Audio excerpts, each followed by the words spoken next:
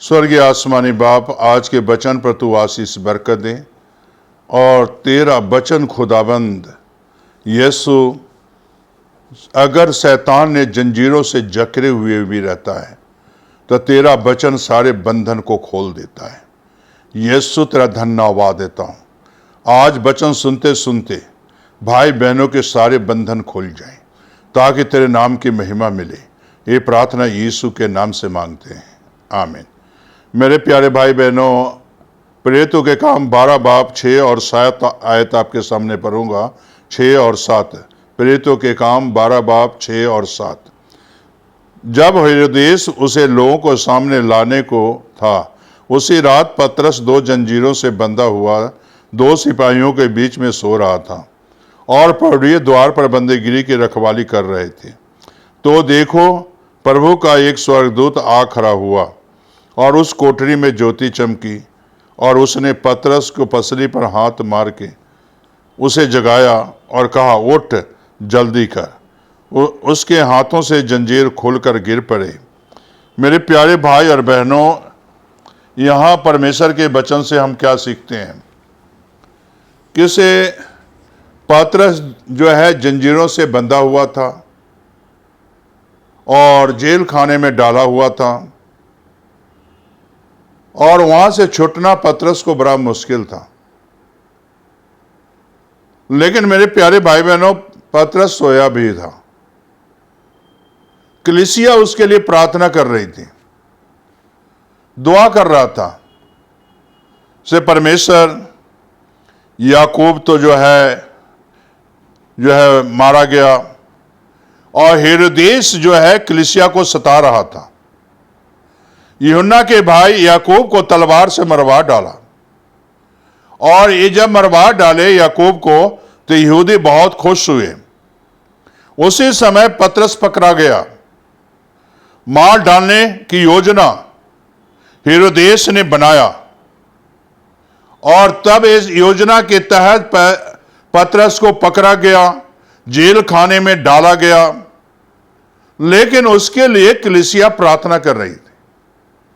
और जो है, तब देखिए 7वीं आयत में देखें कैसे जो है पतरस सोया हुआ है और जो है देखो 2 स्वर्गदूत, प्रभु का एक स्वर्गदूत आ खड़ा हुआ।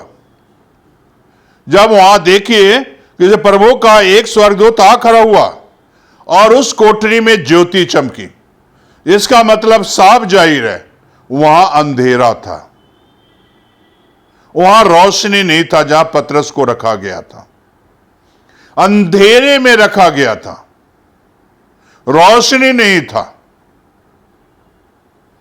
और मेरे प्यारे भाई बहनों, और पतरस सोया हुआ है और स्वर्गदूत ने उसे हाथ मार के जगाया और जब जगाया तो मेरे प्यारे बहनों वो उठा और वहां से जुत्ती पहना और वहां से बाहर निकाला। देखिए, जब स्वर्गदूत वहां जब ज्योति चमका तो किसके ऊपर चमका? पतरस के ऊपर चमका। और वो ज्योति में पतरस था, स्वर्गदूत भी थे। यीशु की ज्योति चमकता है तो मेरे प्यारे भाई बहनों, कोई इंसान अंधकार में नहीं रहता। पतरस परमेश्वर के बेटे और बेटे थे। उसके अंदर हमेशा वो ज्योति था, हमेशा वो प्रकाश था। इसलिए उसके जीवन में कोई अंधेरा नहीं था। उसके जीवन में जो है हमेशा वो रोशनी था और वो रोशनी में चलता था। और जो है मेरे प्यारे भाई और बहनों, यहां अगर देखिए एक रोशनी में इंसान रहने वाले व्यक्ति को जो है हाथ में जंजीरें बंधा हुआ था, जंजीर से जकड़ा हुआ था।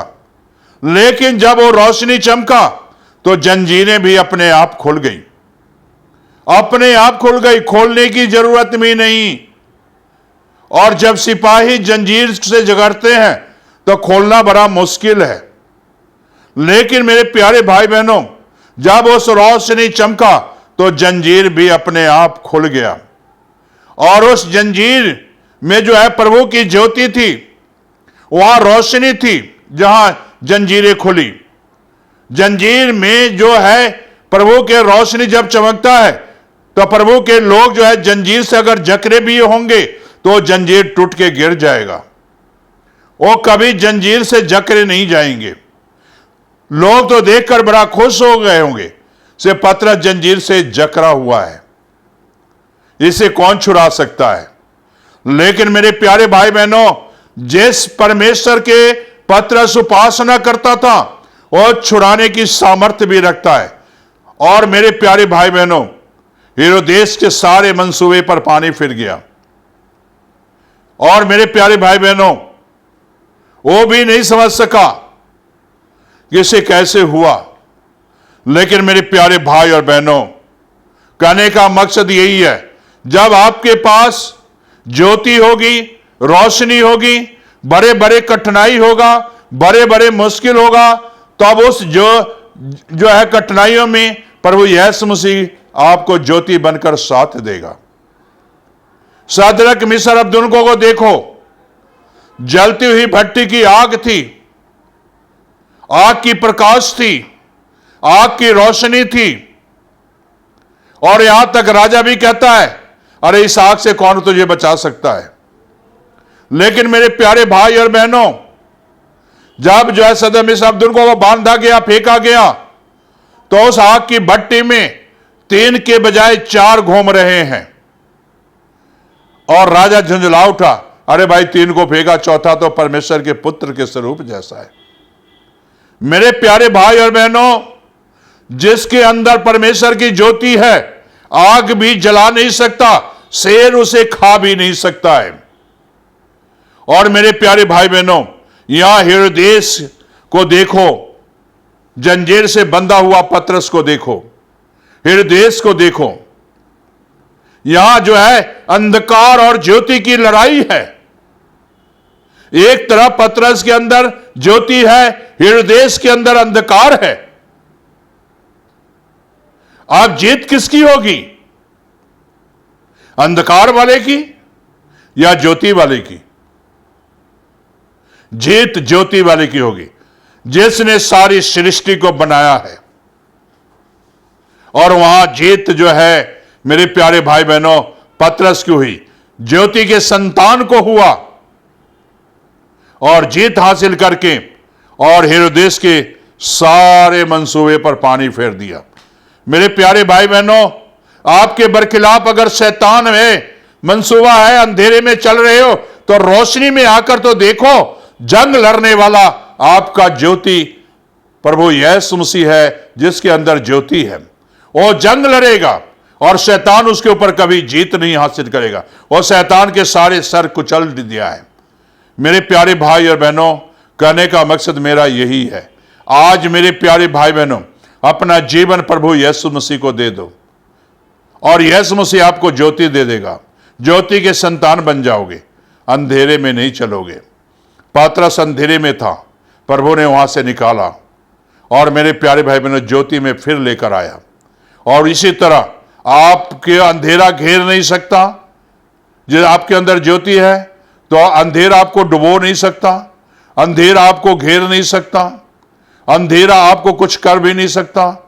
और उसके अंदर भी ज्योति हमेशा जलता रहेगा और प्रकाश आपको मिलता रहेगा। क्या ये प्रकाश को आप लेना चाहते हो?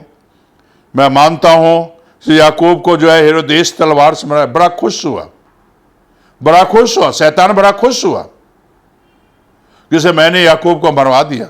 यहूदी लोग बड़ा खुश हुए। लेकिन प्रभु कहता है, आज खुश हो ले, लेकिन कल तेरी सारी मंसूबे पर मैं पानी फेरने वाला हूं। कल तुम्हारी जीत नहीं होगी, तुम्हारी हार होगी। और कल तुम घुटने के बल आओगे और पतरस को मैं बचाऊंगा। और मेरे प्यारे भाई बहनों, ऐसा ही हुआ।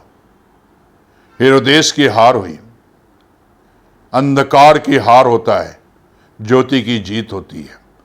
आप अगर संसार में रहते हुए संसार पर विजय प्राप्त करना है तो आपको ज्योति के संतान बनना है।